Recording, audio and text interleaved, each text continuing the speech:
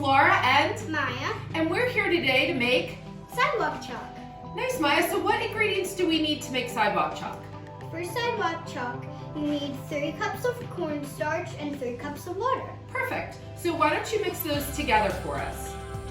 We've already measured out 2 cups in the bowl, and then this is our last, that's our last cup. Make sure you are wearing old clothes when you're doing this.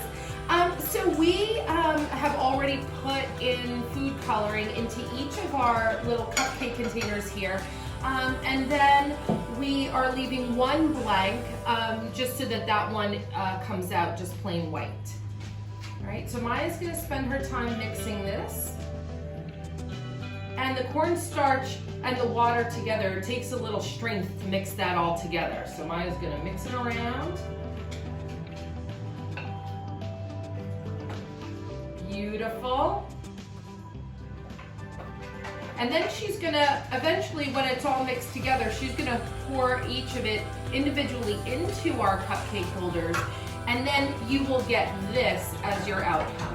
So it has to dry over a couple of days, but we are going to go and write some sidewalk chalk messages at Grandma's driveway today to let her know we love her. All right, we'll see you next time. Bye. Bye.